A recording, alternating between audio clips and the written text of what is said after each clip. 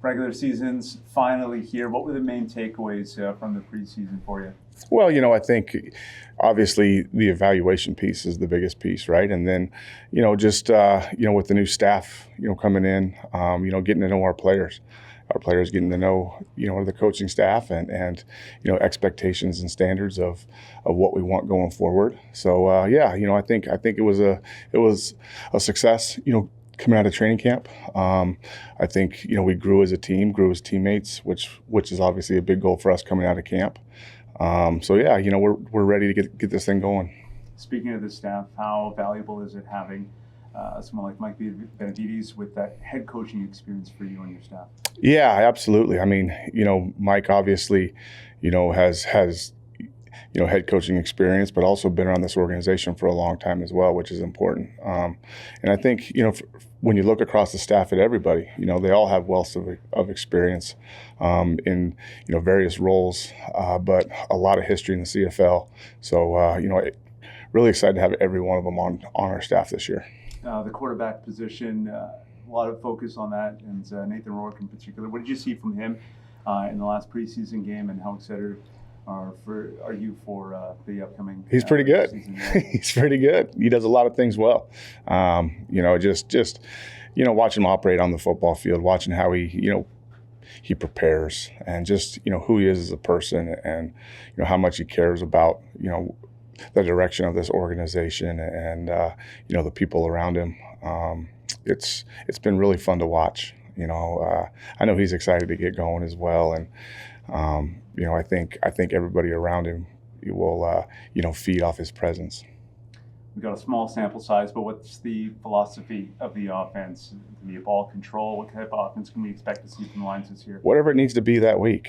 I told the guys all the time is whatever it takes that week to win, right? I mean, we come in with standards of making sure that we're physical. We play smart. We understand situational football, and we want to take care of the ball offensively.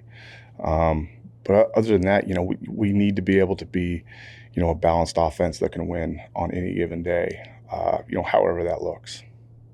You had an interesting perspective being on the other side of things. So last year, what did you see from the BC Lions last year, and what are you hoping to implement in this first year with the team? Well, it's as an outsider looking in, you're really not, evaluating all the other things. You just see what's on the field and what's on the tape, right? So you see a lot of talent out there. You see some key pieces. You see pieces that need to be added, maybe tweaked a little bit, but really it's about getting to know the guys and, what they do well and putting them in position to be successful. So, I thought, last year last number of years, they've been close, right? So now it's just, finding ways to get over the hump. What will be the identity of this team? If it's, Buck Pierce team here, what does that look like going forward? Physical, tough. We want to be gritty.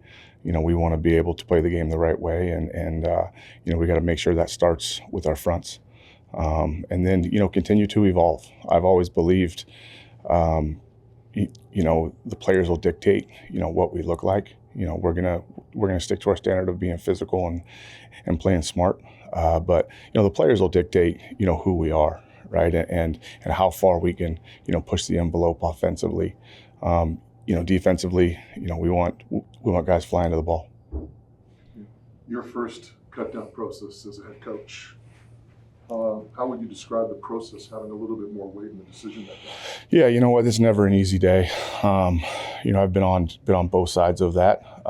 It's an emotional day. It's tough. I told the guys after the second preseason game in Edmonton, that I was proud of them. Everybody, showed up to camp. They worked.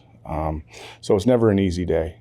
But we feel like we're we made some decisions that are going to help our team get better, and we really like the guys that we got.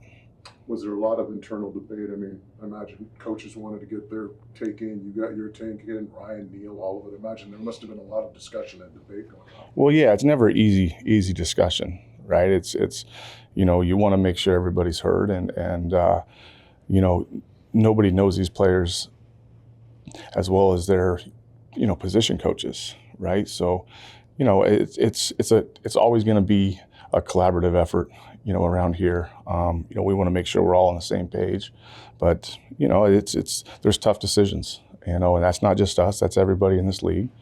But you know, we're excited about the guys that we got. A lot of people look at the surface stats in terms of evaluating players, but how much did factors such as coachability, versatility, understanding concepts, how much is that actually? How do you weigh that compared to the surface? Yeah. Oh, absolutely. Absolutely. It's massive. It's massive. You know, everybody wants to talk numbers, right? Everybody wants to talk, you know, what's this guy done? Number of catches, number of rushes, you know, yards, all that kind of stuff. You know, pro football is about details. Pro football is about, you know, being consistent, you know, having trust, and reliability and accountability. Right. So, you know, all those things go into factors. You know, the reality is it's a long football season, and you know, if we want to build something that is, you know, sustainable, you know, we need the right guys that are going to be in it for the long haul. Looking at your roster, I think you're up to like 55 on the active, so you're still going to trim that down. I imagine a lot of players will be going on the injured list, or are you still looking at some more cuts? Yeah, well, you know, we're still looking at you know, some options and seeing. You know, we got some time to make those decisions, right? You know, this week. But yeah, you know, we'll have some decisions to make and have some conversation as we go.